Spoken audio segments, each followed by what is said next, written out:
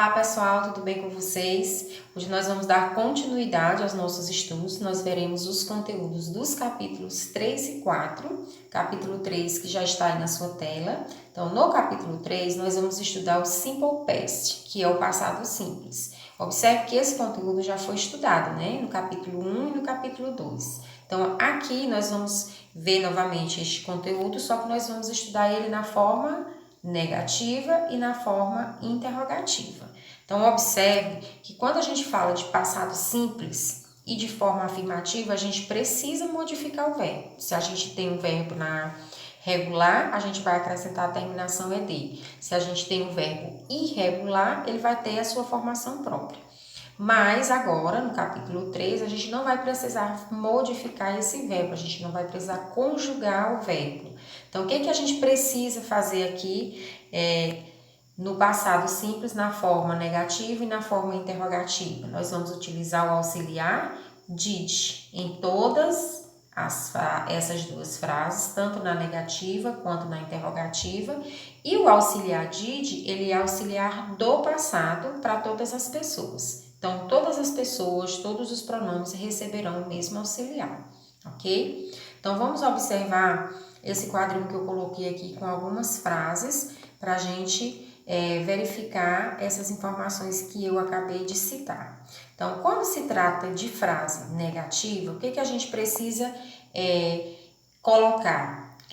Como é que a gente vai construir uma frase na forma negativa? Então, nós vamos iniciar sempre com o sujeito da frase. Se você optar por colocar o nome de uma pessoa, pode também, ou o próprio pronome, que vai ter a mesma função de sujeito da frase. Seguido disso, nós vamos utilizar o auxiliar did, com a partícula de negação, né? Pode ser did not ou didn't. E o verbo na sua forma normal. Observe que todos os verbos aqui estão sem terminação, porque sempre que eu utilizar did, o verbo ele fica na sua forma normal, no infinitivo sem to, ok? Agora, quando a gente estiver falando de frase interrogativa, eu vou iniciar com o auxiliar did, seguido do sujeito da frase, o verbo também na sua forma normal. Então, nem na forma negativa, nem na forma interrogativa, vou precisar modificar o verbo. Apenas utiliza did e a frase já foi colocada no passado, ok? Nessa terceira coluna, nós temos alguns exemplos de respostas curtas. Quando eu vou afirmar, eu utilizo a partícula yes, tá? Seguido do pronome da frase e o auxiliar did. Se eu for negar, eu vou colocar no, seguido do pronome mais a partícula did e a forma negativa, not, né? O auxiliar did e a partícula de negação. Então, esse quadrinho aqui, ele serve para você observar a formação da negativa, da interrogativa e as respostas curtas. Para você construir a frase, você tem a sequência correta de como você vai distribuir, organizar essa frase, ok? Então, aqui embaixo eu coloquei essa observação e ela está aí no seu material. Então, nessa observação, ele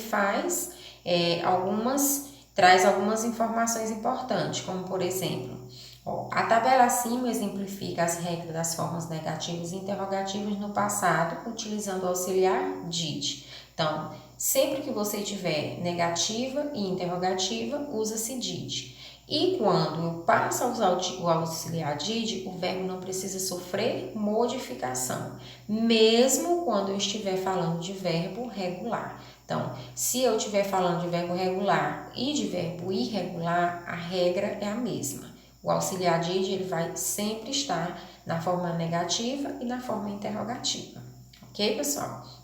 Então, agora vamos para a tabelinha dos verbos, para você observar como você vai utilizar esses verbos na forma negativa e na forma interrogativa. Então, como eu estou dizendo para você que você vai deixar esse verbo sem conjugar, você vai utilizar ele no infinitivo sem o to.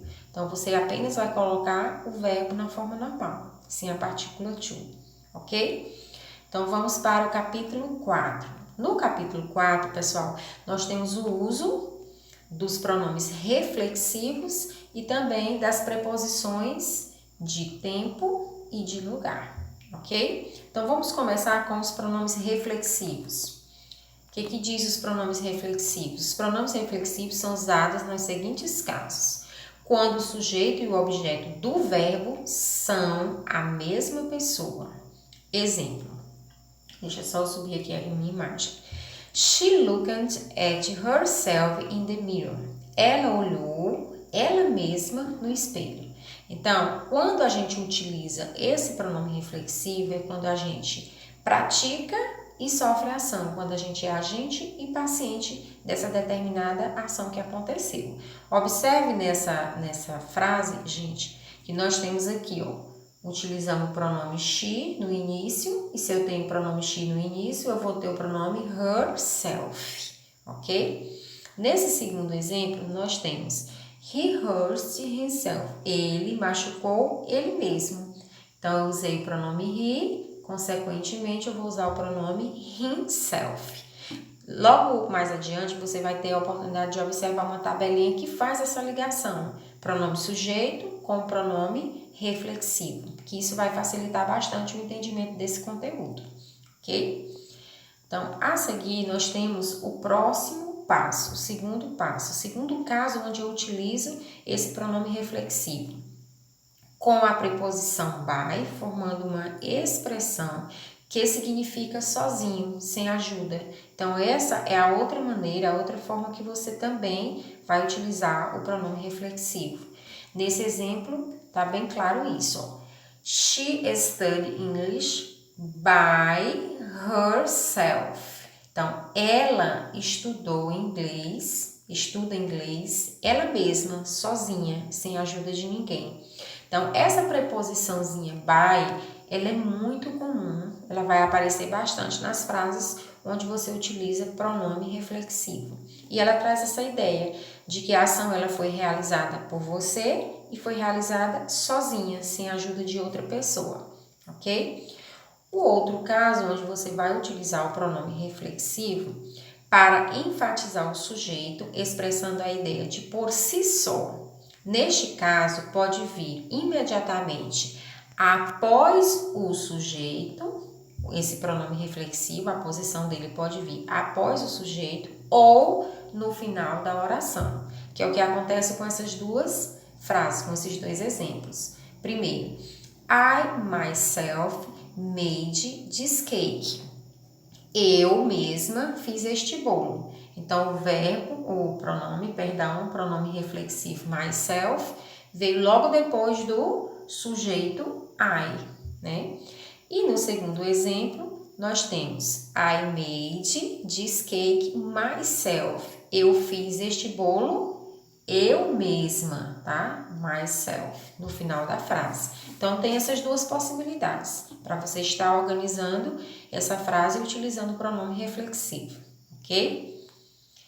Em seguida, nós temos a tabelinha que eu citei lá, né? Essa tabelinha, gente, ela é muito importante. Se você seguir essa tabela, com certeza você não vai errar quando você for utilizar lá nas frases, nas atividades, esses pronomes reflexivos. Mas vamos observar aqui algumas coisas que são necessárias a gente colocar aqui. Então, vamos lá.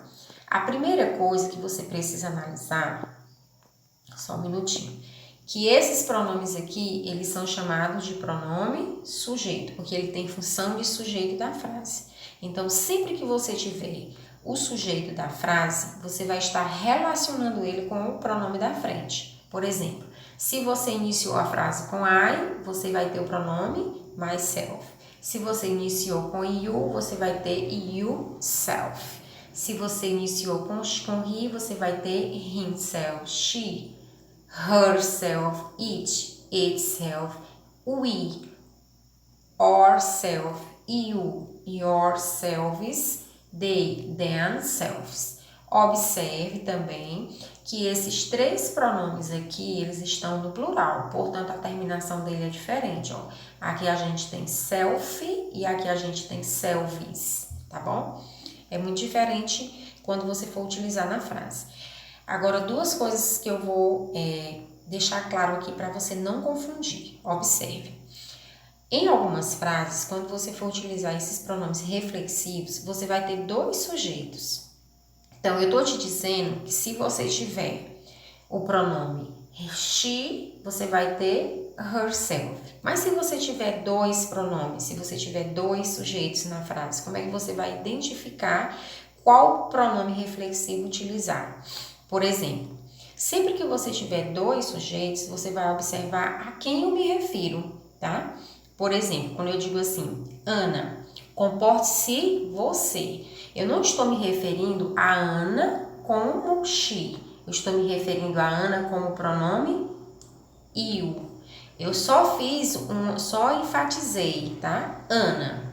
Aí, vírgula, comporte-se você. Então, se o você, o pronome you, apareceu lá na frase, que na verdade nem é esse aqui que tá no singular, porque eu me referi a uma única pessoa, né, a Ana.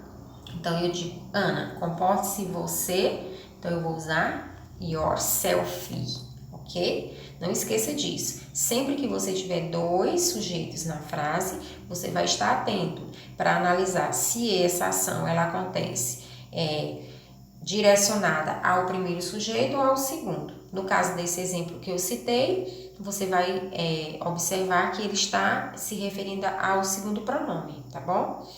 Outra coisa que é importante, se nós temos dois pronomes you, como saber quando utilizar o self e o selves?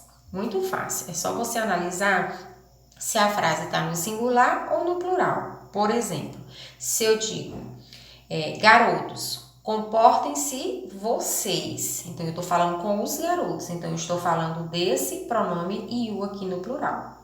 Garotos, comportem-se vocês. Yourselves. Agora, se eu digo, garota, comporte-se você. Então, eu estou falando desse pronome you aqui. Então, vai ser yourself, tá bom? Então, são só essas duas observações que eu queria fazer. Em relação às frases que você tiver dois sujeitos, você vai sempre analisar a quem eu me refiro, se ao primeiro sujeito ou ao segundo.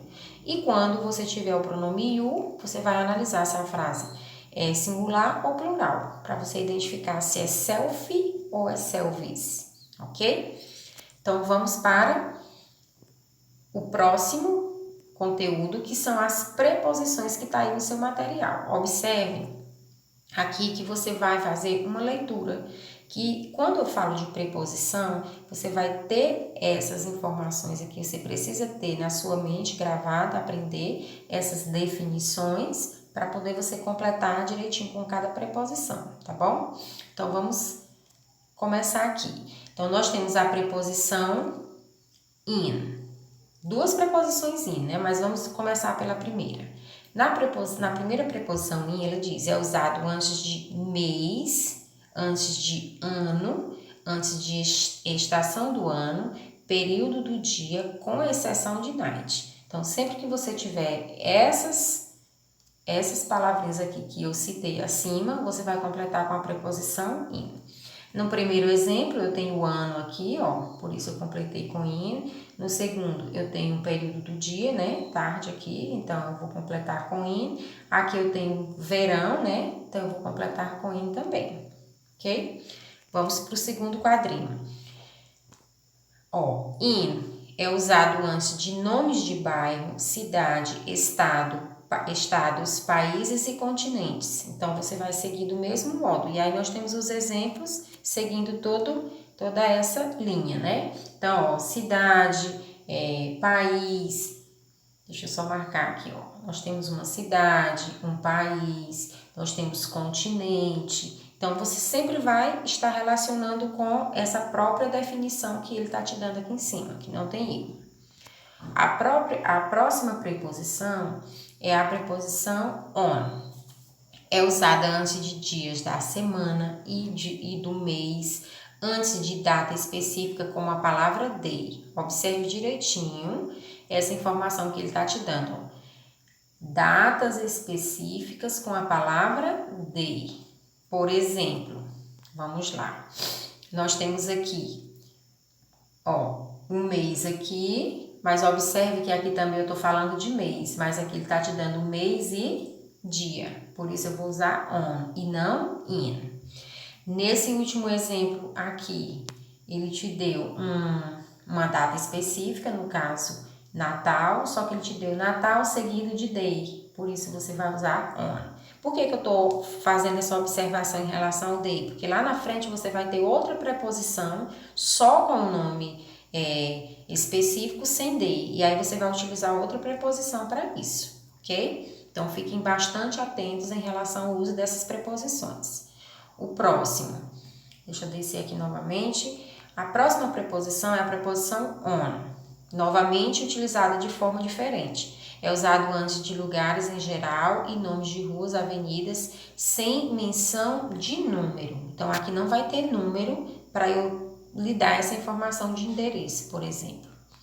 Então, aqui, ó, ele utilizou a preposição on, seguido do nome aqui avenida, ó. Avenida, Parque Avenida. Avenida é um endereço que ele te deu. Então, vai usar a preposição on. Então, esse conteúdo, gente, é mais leitura. Você tem que estar bastante atento a essas definições que ele te dá aqui em cima, para você seguir rigorosamente, porque é muito semelhante aos outros usos, tá bom?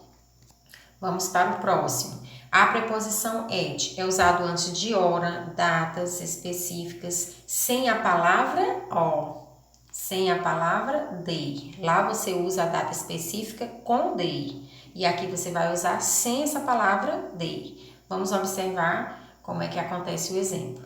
Então, ó, aqui nós temos antes de hora, eu usei at, e aqui nós temos antes de Natal. Não é dia de Natal, é só Natal. Então, por isso nós vamos usar a preposição at, ok? Próximo. Vou subir novamente aqui a minha imagem para não atrapalhar.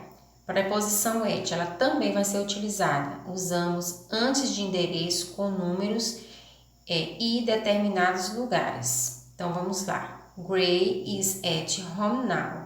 Então, Gray está em casa agora. Então, esse aqui é um endereço específico, né? Determinado. Ele mora ou ele vive na Avenida Scarborough, número 105. Então, quando eu tiver, o que a definição me diz? É usado antes de endereços com número e de determinados lugares. Então, aqui eu tenho um endereço bem completo, bem determinado. Então, nesse caso, eu vou usar a preposição at, ok? Deixa eu descer aqui um minutinho. E com isso, pessoal, nós finalizamos a nossa aula de hoje. Encontro você mais tarde na plataforma Plural para a gente tirar possíveis dúvidas e dar continuidade às nossas atividades. Um abraço, fiquem bem!